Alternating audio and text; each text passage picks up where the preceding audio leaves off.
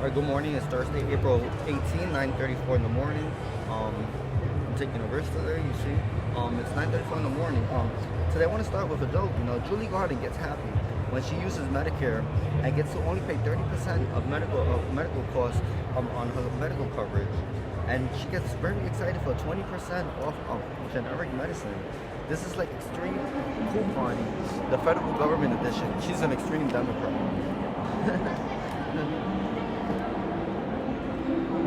All right, I have a PhD, very interesting for my houses of worship and leaders of worship, mostly do Catholic people from the Catholic religion and people from the Judaism. Everybody always takes holy water from the Niles River, but it's the same thing if they take holy water from the Niagara Falls in New York, Canada. It's the same. It's the same thing. Exactly 100%. It's exactly the same. Taking it from there for holy water, because you know kosher is holy water.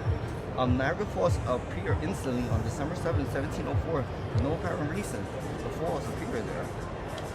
Oh, and then one thing I'm talking about Julie Garden, the same thing that Tony Vitale. Don't just shut her up. She's gonna keep on roaming around.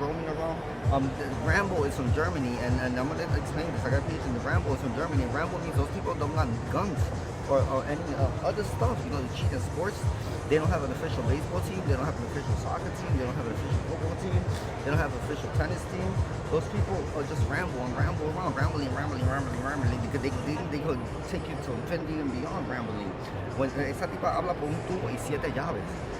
This is the thing. She talks through a pipe and 7 keys. There's little holes through 7 holes. Just shut her up. Trust me, she's gonna keep on. She's gonna keep on driving you guys crazy. And just shut up. Like, don't let her speak. She's a 1 minute man. A 1 second man, I call her. She's a 1 minute second woman too. There's a problem in Germany.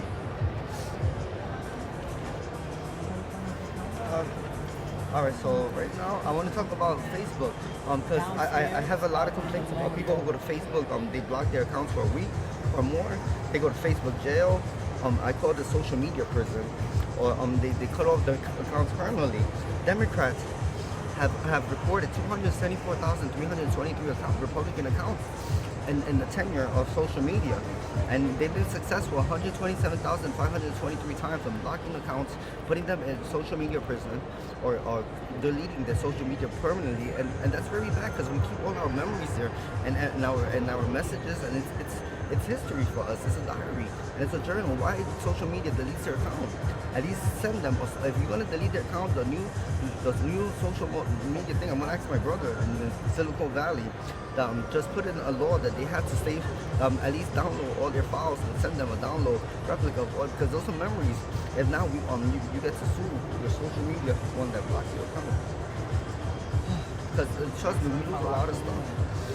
Then Tony has complained and attempts to block people's accounts 17,583 times. He's been successful on doing all 3 of these, but 16,483 of those times. Last Monday was his most recent. So someone in Miami, Florida, on Facebook, his name is Frank Hernandez, a Cuban American, 27-year-old who assisted the University of Miami on Facebook. Brian has tried 17,974 times, and he was successful 16,443 times.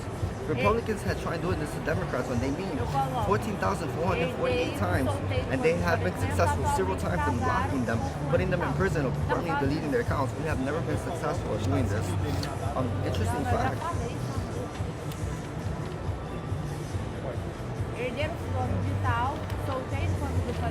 Alright. Alright, I want to talk about order. I'm gonna send to order Grand Central in the food court chairs that you can sit down, not bar stools.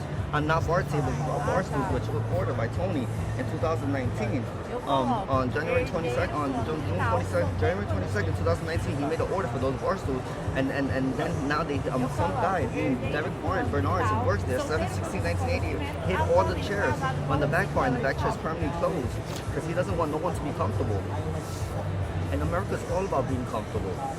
If we're not comfortable, we don't become successful. If we don't take breaks and become comfortable, anyway, I don't want to come into that. So I'm gonna find new chairs and new stuff for Vanderbilt style for our Vanderbilt station. All right, so I want to come to uncomfortable about him with the uncomfortable thing. He's the one that ordered nails and tables. Have you seen a fast food restaurant that nails the tables down and the chairs to the stores, the McDonald's, the Burger Kings, the KFCs, the White Castles?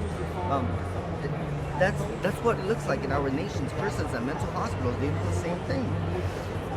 And schools. Since June 7, 1998, McDonald's in Garwood, New Jersey was the which is the seventh safest town in New Jersey, bordering Westfield, the second safest town in New Jersey, and Cranford, the third safest town in New Jersey.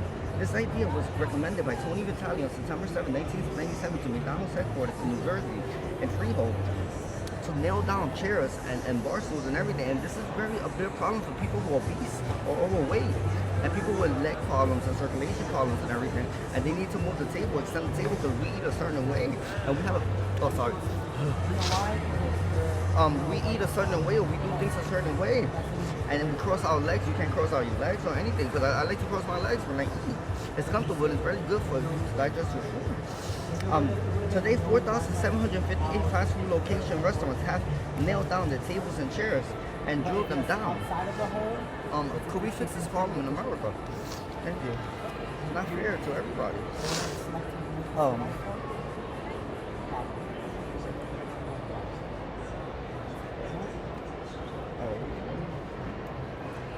Alright, I want to talk about Pelham Bay Park in the Bronx. Pelham Bay Park was purchased on July 9, 1741, never changed ownership. It was from an Italian-born man named Gene Harrow. On 7/16/1701, he sold it for $9.50 to a man from Spain named David Feliciano Paraducci. So his death on 7/8/1771, died in Las Piedras, Puerto Rico, lived in Monte Coyores. Passed to his grandson on July 9, 1771 to Henry Feliciano Cortez until his death on August 8, 1801. And passed on September 7, 1801 to his great-grandson Francisco Feliciano Maldonado de Ceiba Norte, Juncos, Puerto Rico, until his death on January 6, 1857, and passed on to his grandson of January 7, 1857, Frank Feliciano Garcia, until his death on February 14, 1904, and passed to his grandson on February 17, 1904, Henry Feliciano Maldonado, until September 7, 1971. He gave the land to his cousin, Roberto Maldonado Feliciano, from West New York, New Jersey, resident of Berkline Avenue at the time, which hasn't claimed the property. It never passed to anyone else's hands. It's been under the owners, the care, and the city claimed ownership on September 17, 1989. Everything passes on to the great nephew, Roberto Maldonado. All right, Warnaco Park in not Warnaco, Mindowaskin Park in Westfield, New Jersey. Let me see something. Mindowaskin Park, which I love that park. It's one of my favorite parks. It's in Westfield, New Jersey. Was sold on 7/17/1744 by Italian-born male named Federico Maldonado Paraducci for $7.50 to Roberto Feliciano Cortez, and passed on his death on February 5th, 1847, and passed on to his grandfather, Ricardo Feliciano Maldonado, until his death on December 7, 1907, then passed on to his great-grandson, Edward Feliciano Cortez, until his death on September 7, 1969, and passed on to his great-grandson, Ricardo Maldonado Cortez, until his death on September 6, 1989, in Madrid, Spain. He left it to Ricardo Maldonado Feliciano, myself, and the city of Westfield has been taking care of it since December 1994. Mohegan Park, to stop flooding, we need to stop flooding, was sold on 7/17 in Cranford, 1749 by Italian man Henry Faraducci Cortez from Rome to Ricardo Maldonado Cortez until death 8/11/1802 to grandchild Roberto Maldonado Faraducci until death 6/7/1964 passed to great-grandchild Henry Maldonado Cortez until his death to grandchild Ricardo Maldonado Faraducci until 7/17 1907, passed to great-grandson Henry Maldonado Feliciano until his death on 8/9/1967, passed on to grandson Ricardo Maldonado Tabuo until his death on 9/2/1989, then under the care of Cranford Township, since left to Ricardo Maldonado Feliciano, been caring for since April 17, 1993. And Crotona Park was owned by Diego Cortez Faraducci to Antonio Feliciano Cortez, and that one was left to Antonio Feliciano Cortez. And it's been in the care of the Bronx and the city of New York City since September 7, 1987. All right, take care, y'all.